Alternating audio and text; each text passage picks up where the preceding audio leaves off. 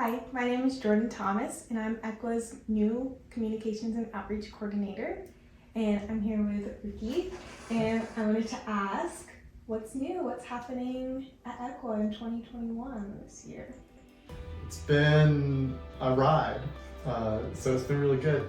One of the things that we've been really working on is continuing to expand our engagement work and also our communications work. So Jordan, we're so excited to have you on board because through a grant that we received, we were able to hire you to help us really get our communications game to a professional level and be able to reach more people in the city of Durham.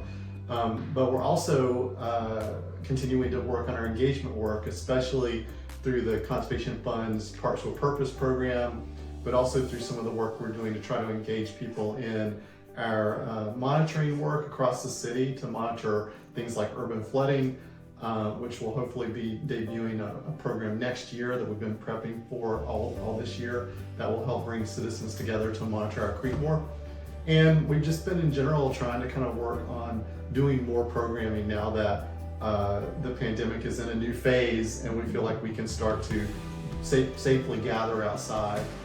So we've been able to start doing more hikes, more programs, more things that benefit all the people in the city.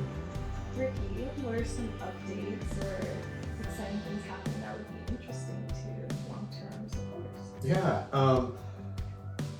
I've only been with the organization for 2.5 of its over 20 years, so I still feel like the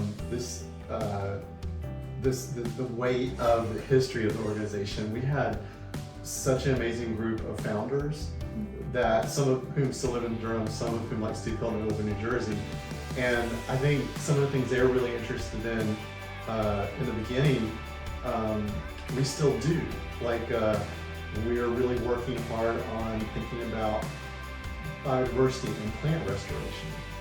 Steve and some of the early volunteers were super involved and interested in planting the first native kind of plant restoration areas at 17 Acre Woods, which was our first preserve. And those areas are still there, and we still manage them thanks to volunteers like Volunteer Steward Perry Suggs. We're expanding the scope of that now. We have this 80-acre Glenstone Preserve, which is on this rare-ish diabase rock with really interesting soils.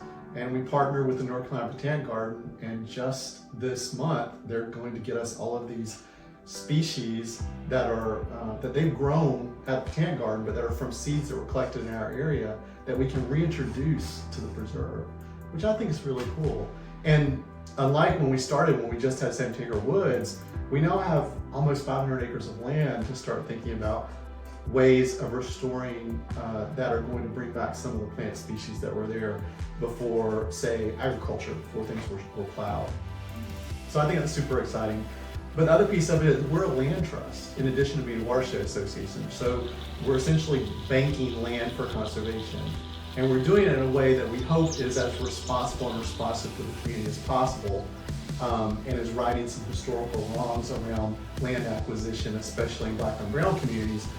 And at the same time, we're able to start kind of working in community with those groups to find ways to acquire land in a way that the community supports in all of them. And this year we had 2 new parcels that we added that expanded our Lively Nature Preserve in the South Ellerby wetland area. And with support from different community associations, the Audubon Society and others, we're in the middle of a process of lobbying, and I think in the next year, if we keep up what we're doing, if Chris Drapps and others keep doing what they're doing as our land protection director, we have a real chance of getting the city council to vote to protect 300 acres of new land to permanently protect the Heron Rookery.